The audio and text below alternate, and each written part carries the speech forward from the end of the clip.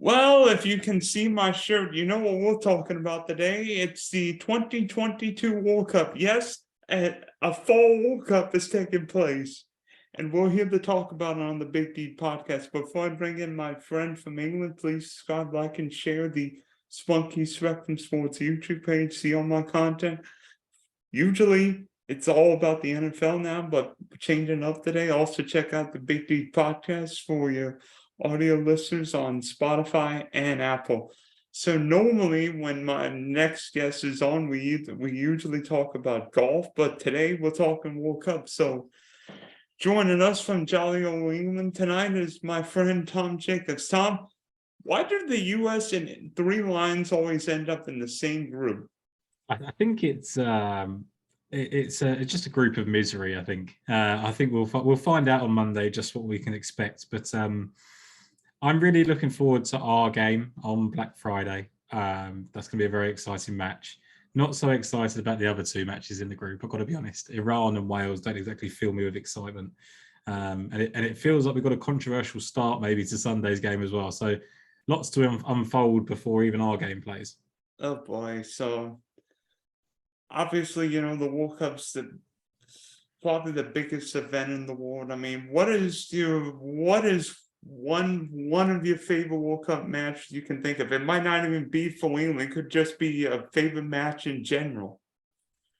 Yeah, it's a tough one. I think I seem to remember enjoying the World Cup in South Africa. I think I enjoyed that one in 2010. And I'm just trying to think of a specific game I actually enjoyed. I just remember everyone getting really annoyed about the vuvuzelas and things like that. But I seem to remember enjoying it. I think I think Germany beat Argentina quite handily that year. I think Wesley Sneijder was having a very, very good year for Holland. So that was quite exciting. Probably the last time England did anything, the heartbreak was 2006 in Germany when Lampard obviously did score a goal, but You mean 2010 when he scored, but but the refs didn't count it? Yeah, and that's when VAR should have come in, right? So I think there's been more heartbreak for me than enjoyment in World Cups, and yeah, I can't remember a particular time. When was it that that Brazil got heavily beaten by Germany? Was that 2018? 14. Yeah. So that was interesting just to see how they could do such damage to a team that's had such a strong legacy. One of my favourite memories actually was Harry Maguire, and it's not aged very well, but Harry Maguire scoring a header against Sweden in the 2018 World Cup. That was pretty fun. I was actually at a wedding and we snuck out to go and watch the game, and it was very, very exciting for us to get through. Then Trippier scores in the semi-final. He scores a free kick in 5 minutes, and we know how that one ended up. So not quite as exciting towards the end. Well, for me, the US's World Cup history is not filled with as much joy as you, but 2002 is probably the one I remember because we beat Portugal in that crazy game, won the game 3-2. That was the quote unquote group for death, and for whatever reason, the first game is always important for the US because if the US gets something, they advance. If the US doesn't get anything, a la 90, 98, or 2006, we go home. Simple. Yeah. And not only that, we beat Mexico by our favorite scoreline, 2-0 in the round of 16. And then talk about your own VAR mystery. How about the quarterfinal where Germany clearly handballed on the goal line, which would have been a goal. So the US could have played the last at most half an hour, if not hour of that game, tied with Germany, but up a man. Yeah. And also didn't South Korea got to the semi-finals, so you'd have played South Korea in the semi-finals, which could have meant, a final. I know you can't just predict these things, but that would have been pretty exciting, right?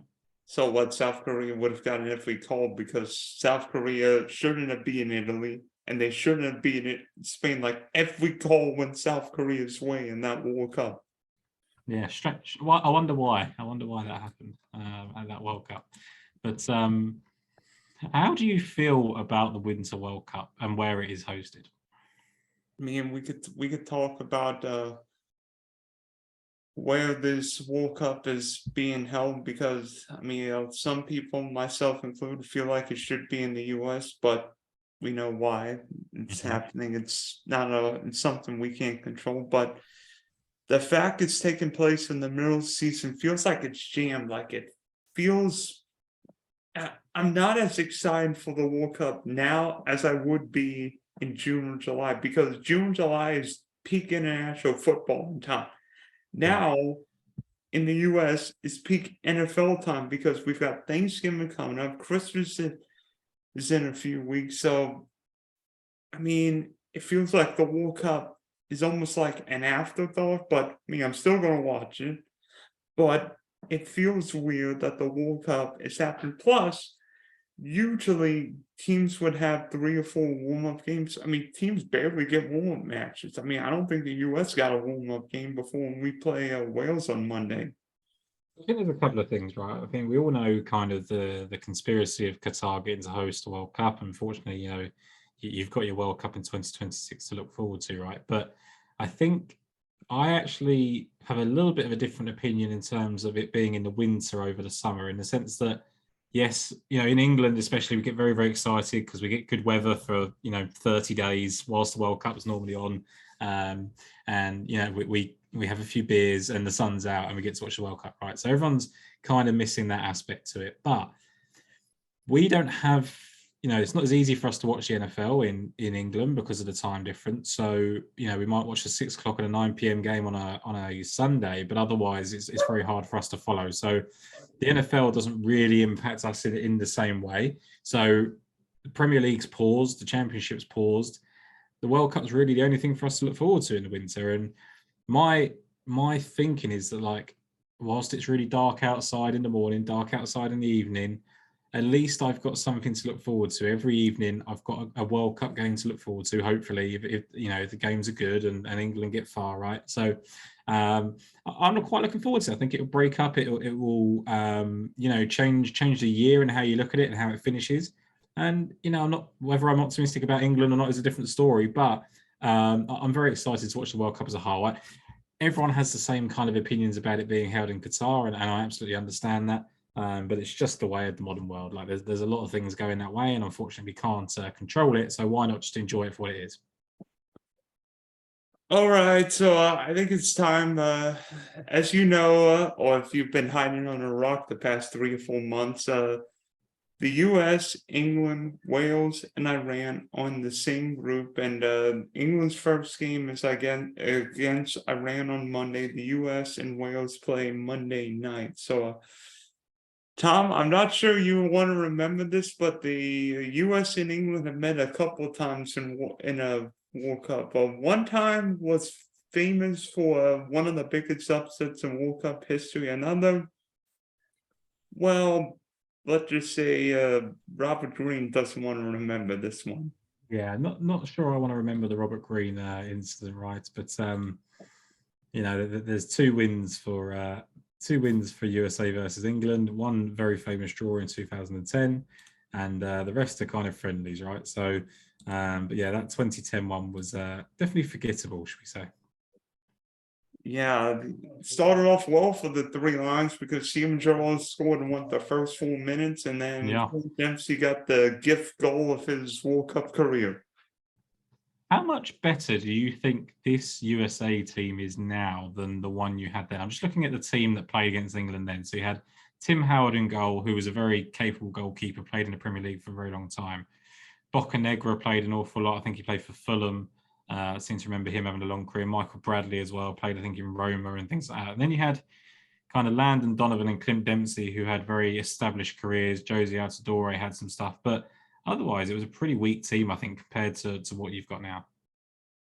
I think this US team on talent wise is better than the ones we had in 2012, 10 or 2014, because a lot of our guys play in Europe. I mean, yeah, they're also MLS guys, but Pulisic, Weston McKennie, Tyler Adams, Giovanni Reina. There are a lot of guys who play in Europe, and not just play, but play regularly Yeah. their clubs, and which is the key, because it's one thing if you play for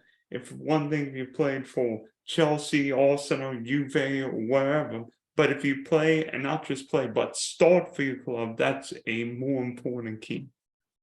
Yeah, I think when you look at the team as a whole now, so obviously you've spoken about the best players, Gio Reyna, Christian Pulisic, but also on the forwards, right? You've got Jesus Ferreira, who played very well for Dallas last year.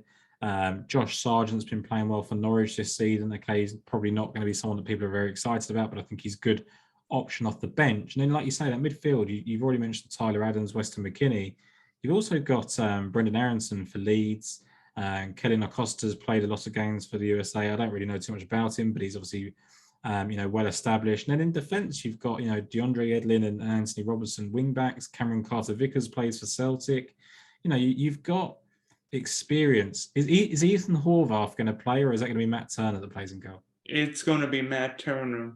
I think Turner's played. Turner's played a few games with Arsenal, and while Turner might not be great with the ball at his feet, Turner's probably the best goalie. Zach Steffens made a couple big time mistakes when he played for Man City, and I think,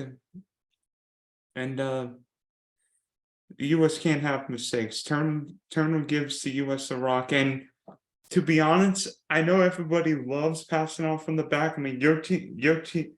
Your manager loves passing out from the back, Yeah. which is why Jordan Pickford's starting, even though I think Nick Pope might be a better goalkeeper this year. But really interesting with the goalkeepers, right? Because they could all make a case. So Nick Pope has obviously been earning a lot of plaudits because Newcastle have been so good, but I actually think Aaron Ramsdale's brilliant. So don't remind me about Nick Pope. He annoyed me this past weekend. I bet he did. Jordan Pickford can't be dropped because of how good he's been for England.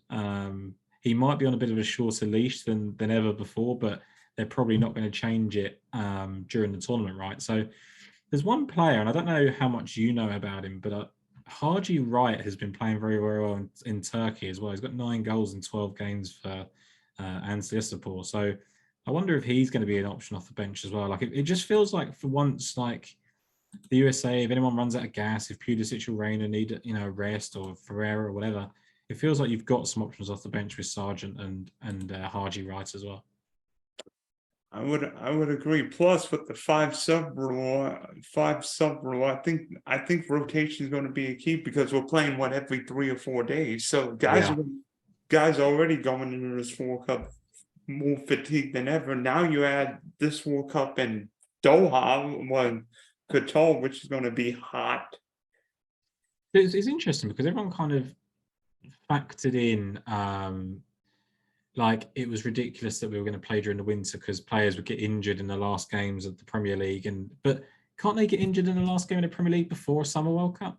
Is there really any difference? Like, I know there's maybe a week or 2 extra to get over it, but ultimately, like, players get injured all the time. I don't really buy into the fatigue, yes, because you haven't had as much of a break, like the Premier League only finished last weekend, but certainly the injuries, I don't think there's any difference. Yeah, the one difference between playing in Europe compared to playing in Qatar is that the weather's generally milder in England, Germany, France, Belgium, Italy this time of year. So the fact that it'll be playing in warm weather, plus it's different when you play 9-4s on a Saturday compared to playing a World Cup game. There's a different energy to a World Cup game. It's something that can never be topped. So I think the trouble for USA is their most important game of the World Cup is their first game. 1000%, because if the US doesn't get anything against Wales, we're in trouble. If you beat Wales, then I think you beat Iran and you qualify. 6 points is going to make you qualify out of the group, right? So you would think that England are going to win the group, but I'm not one of those England fans that just thinks we're going to dominate. But if let's say England finish first and USA finish second, at least USA have got a chance to go up against Holland potentially, if that's how that group plays out in the last 16, who I think are actually very talented. But Louis van Gaal has had a lot of criticism for some of the people he's left out and who he's brought in. So, I think there's a chance. Like, I think I don't expect you to go far. Like, I don't think maybe you get to the quarterfinals and that'd be absolutely an incredible achievement. But from everything I've read, like Greg Barharter is kind of not taking advantage of the talent at his disposal, which I'm guessing if he doesn't have they don't get out of the group, he's probably going to be fired, right? I actually think if the US doesn't get to the quarterfinals in this World Cup, I'd be disappointed because, yeah, England might be the favorite. England will probably be the favorites in Group B. But if you look at Group A with all four of those teams, Qatar, Ecuador, Holland, and Senegal, I think the US could beat all four of them. You think they could beat? Yeah. I think Holland is a hard game because I think that they just always seem to do well at World Cups and European Championships. Like I don't know. Holland showed pretty bad against Denmark a year and a half ago. Yeah, that's true. But then I think maybe, Denmark were underrated. They had, Christian Eriksen to play for, things like that. Like, it feels like that was always going to be a tough game for them to win. Whereas I think, generally speaking, when they are expected to win, and even when they're not, right, like it's a final, Robin van Persie does what he does in I think it was the Euros. Like, it's. I just think they're a really tough. Look at the last World Cups, right? So they didn't actually qualify for the 2018 World Cup, which is ridiculous to even think about. Third place in 2014, runners-up in 2010, round of 16 2006, semi-finals 1998. So strange that they've missed two World Cups, 2002 and 2018, but they've just got a rich history of just doing well when they do get to the World Cup. True. I mean, help having Wesley Sneijder, Robin van Persie, Iron Robin. I expect Iron Robin to come out and probably dive and get a penalty for the orange clad sooner or later. Yeah, he's definitely a missed talent for Holland, but they've got some exciting players like Xavi Simons has been playing well for PSV and he's getting the call up. So it's interesting. If I think USA finished second in the group behind England, and I think that's because I think you're gonna beat Wales because Wales have got two superstar players on paper, and that's Gareth Bale and Aaron Ramsey. And Aaron Ramsey is not playing the football he used to play, and Gareth Bale, respectfully, has been playing in the MLS for the last season. So we don't really know what level he's actually playing at. I mean, Bale scored an extra time goal that helped in the MLS Cup. Yeah, and those two players do seem to turn up for USA whenever it's important. So it's interesting. I actually worry I think England as long as they beat Iran and they beat Iran comfortably, then I think we'll be okay. But if we meander to a 1-0 or 1-1 against Iran, it could spell trouble for us as well. Well, you mentioned stars, and two of the greatest stars in football history are likely playing their final World Cup, Lionel Messi and Cristiano Ronaldo. So, do you think either of them has got a chance to finally lifting football's greatest trophy? Messi more so than Ronaldo, but I don't think that Argentina will win it. They've got a tough group. They've got to beat Mexico and Poland to get out, which I think they probably will. But I don't think that's any, certainty. And then they have to play Denmark potentially in the round of 16 if Denmark finish second to France in Group D. So I think it's a tough route. And then they have to play Netherlands or USA. So if it goes to plan and they win the group and Denmark finish second, and then let's say one of the Netherlands or the USA win, they get to play that team, then all of a sudden it opens up. But they have to beat Brazil or Spain to get to the final. And I think that's a really, really tough route for them.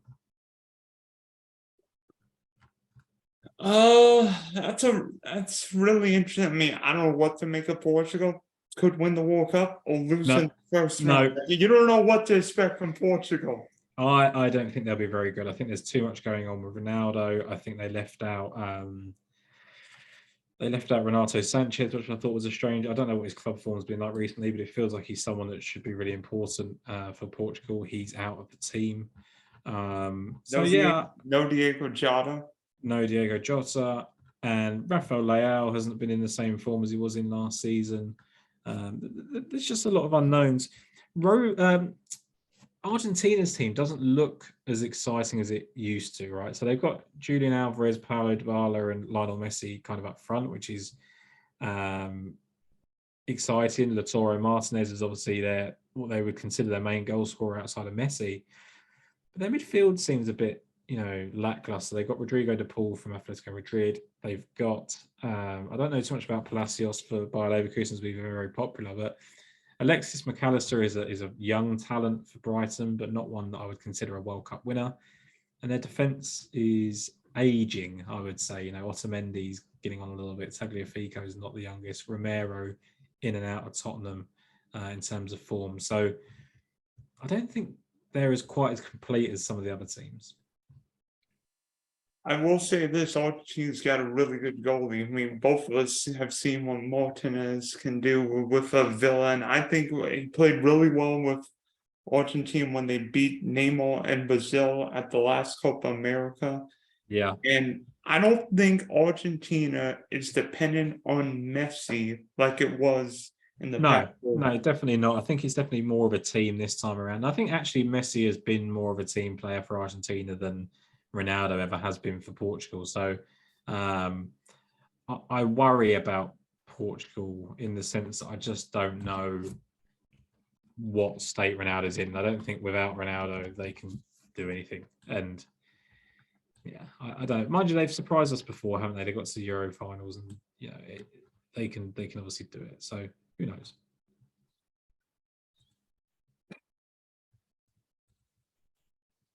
What do you make of the England versus USA game? Who do you think is going to win that one? I think we should make a bet on that game. We should make a bet on that game. I mean, I have to back England, but it is. Do you think USA can win? Absolutely. I don't fear England. I think the US can win that game. I might be crazy, but I don't. I think the US is more than capable of winning that game. I respect England. I know what Harry Kane, Sterling, Foden, and company can do, but the Americans can win that game.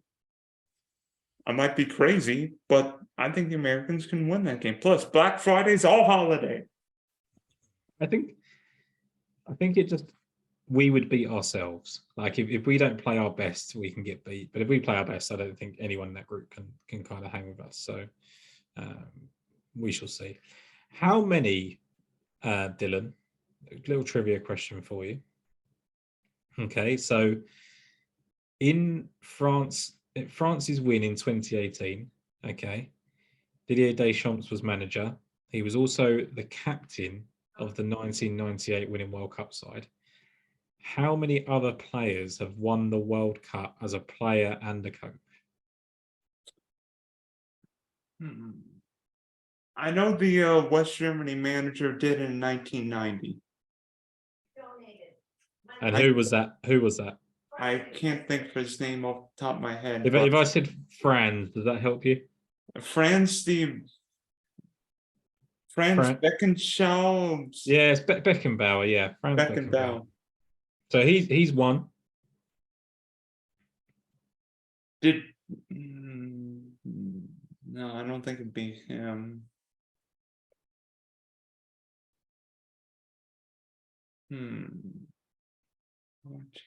No, I don't think it'd be him. I think the other one's going to be before my time. No, it's definitely before your time because I don't know who this is. But how many do you think there was? 5, 3, 6? How many coaches do you think have done it?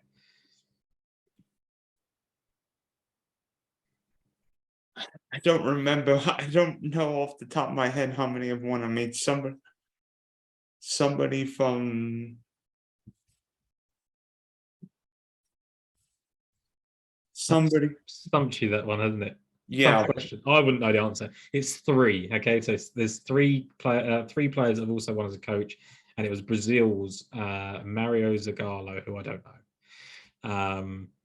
How many? So there's been 21 World Cups. How many times have the hosts won? So I think we can say that this number is going to stay the same after this World Cup. I don't think Qatar are going to win the World Cup. So I think this record will stand for a couple of years. Yeah. Well, Uruguay won in the first one in 1930. I know Argentina won in 78. England won in 66. Trying to think. It's incredible knowledge, by the way. Did West Germany win one in 74? I don't know because I don't know the answer. I just know how many teams have won it. Did Italy win one in 38? I mean, when they hosted under Mussolini? Maybe your knowledge is way better than mine. I just have the number of countries that have won as the hosts.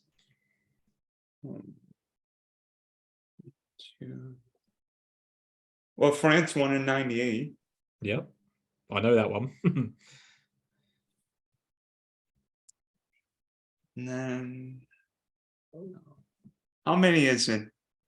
Six times the tournament has been won by the host, which is, that's quite a decent amount, isn't it, out of 21? So, so that's a pretty impressive record. And Brazil's not one of them. No, Brazil is not one of them. Because Brazil lost the final in 50. There have been 2 World Cups that have been decided on penalties. 2 World Cup finals. Do you know when they were? Italy, Brazil, 94 at the Rose Bowl. Brazil won that. And then 06 in Berlin, Italy beat France because Zidane headbutted Materazzi. What a memory. You are correct. It is those 2 times. So really good stuff. I would not have remembered Brazil beating Italy. I was 1 year old when that happened. So yeah. I may have been 2 when that final happened. Well, you got a great memory from when you were watching it at 2 years old. No, I wasn't watching that game. Which team do you think could surprise us at this World Cup? I was going to pick Senegal, but after hearing the Mane news, that changes my mind a little bit. Yeah, no, that definitely ruins their chances, I'd have thought. Yeah, I mean, Mendy's still really good in goal, but he's not even playing for Chelsea now, though, is he? Oh yeah, Kep was playing. Uruguay. They always seem to impress, but their team is old now, isn't it? I mean, this World Cup, I think the South American teams have got a bigger advantage at this World Cup because of the weather. Yep. Yeah. No, I agree with that. I think so. I've made one bet, okay, so far. So I got a free World Cup bet, and I placed it on Brazil to win and Karim Benzema to be the top goal scorer. It's probably not a bad idea. Because France have got Australia and Tunisia in their group. I know they've obviously got Denmark, but they could probably, draw that one or something. Tunisia are not good at football. Australia not very good at football. So better rugby than football. Certainly are. The only question really is Kylian Mbappe going to be good? I think he's actually gone mental and probably isn't going to be, he had 0 goals at Euro 2020, I think. I don't remember how many Mbappe. He definitely missed a penalty. And I'm pretty sure he did not score. If he did, he scored 1. So I think that could be a problem. He's also arguing with PSG at the moment about wages and lots of other things. So I think there's a lot of things on Kylian Mbappe's mind, and I just wonder if that will give Benzema the edge of just focus. Probably his last World Cup, I would thought. You know, it's got to be his last World Cup, isn't it? Karim Benzema, was he 34, 34 years old? So I can't see him playing at 38 for France. So yeah, I think Karim Benzema's got a great chance. Mbappe did not score at the last Euros. There you go. So I think Karim Benzema's got a good chance. Oh, by the way, who wins the World Cup? Brazil. We are in agreement. I thought Brazil was going to win in Russia 4 years ago, and I think Brazil's got the deepest team in the tournament. I mean, when you have Alisson and Edison in goal, sign me up. I thought Eventually, that they weren't. I thought they weren't as good as before. Okay, I thought that they had lost their kind of, they didn't have like a Ronaldo, Ronaldinho, Rivaldo type team anymore. Okay, but you just mentioned there the two goalkeepers that they can pick from. It's probably going to be Alisson that starts. Okay, then they've got Marquinhos, Eder Militao, Thiago Silva in defence. Now they are relatively old. Alexandro is getting on a little bit. Alex Telles, so their defense is a little bit suspect. But midfield, they've got Fabinho, Casemiro, Bruno Guimaraes, Lucas Paqueta. Up front, Gabriel Martinelli, Vinicius Junior, Neymar, Anthony, Rodrigo, Rafinha, Richarlison, Gabriel Jesus, Pedro. Like, that is ridiculous. And they've managed to leave out Roberto Firmino for Liverpool, Gabriel Barbosa for Flamengo, Philippe Coutinho missed out. Gabriel missed out for Arsenal. Funnily enough, they've put Renan Lodi as someone that was a notable to miss out, but he plays for Nottingham Forest, so it's not that surprising. I'm not sure why he would go to the World Cup. He wasn't even that good for us. So hey, we have to face. Hey, I think we have to face Nico Williams on Monday. Nico Williams and Brennan Johnson. Oh gosh. So that's our chance. But I think Brazil have actually got a very good team, and I don't really see who's stronger. It would have been France, but they're missing Kante, missing Pogba, now missing Nkunku. England, their defense is not good enough. So that's us done. We would be very exciting if you just look at Bellingham, Rice, Harry Kane, Saka, Foden, Sterling, James Maddison. You would be okay without center backs. Yeah, and then we go to centre backs, and we've got Harry Maguire and John Stones. I like Ben White for Arsenal. I think he's good, but he probably won't play. Connor Cody, not great. So our right backs are going to be a problem. Reece James getting injured was obviously hard for us. So what Trippier? Trippier, he's obviously good, but I don't know whether he will play or Kyle Walker will play. Obviously, Kyle Walker's not playing in the Iran game, but I think he'll go back to Kyle Walker as soon as he can. He does seem to trust him. Hey, I mean, both of them played together in Russia. Maybe they played together here. Maybe England plays a back three. But they could play Trippier at left back as well. They seem to have done that a few times.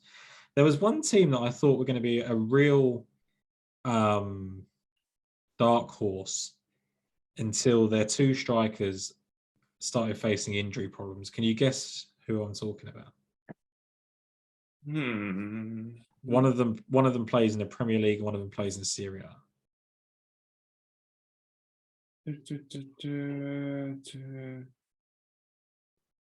It's not Belgium, right? Not Belgium, no. They're pretty obvious, I guess. Who is it? I thought Serbia could be good. I thought they could finish second behind Brazil. They had Mitrovic was playing incredibly well. They have Dusan Vlahovic for Juventus. They have Sergej Milinkovic-Savic for Lazio. Their defense has got a lot of experience. It might not be the best. Their goalkeepers are pretty strong. So I thought they could have been decent, but just with the injuries that they've got there, it's probably not. I'll tell you another Nottingham Forest player that is playing, Remo Freuler for Switzerland. He'll be playing with Granit Xhaka in midfield. All right, so we wish your team, we wish the England and the US well. Hopefully, Black Friday successful for one of us, if not both of us. What would be the ideal situation is that we've both qualified by then. Yeah. You've beaten Wales and Iran, we've beaten Wales and Iran, and it's just we don't like to play out for a draw, but we're not too worried about. I guess we want to beat you to get the better standing and avoid Holland, but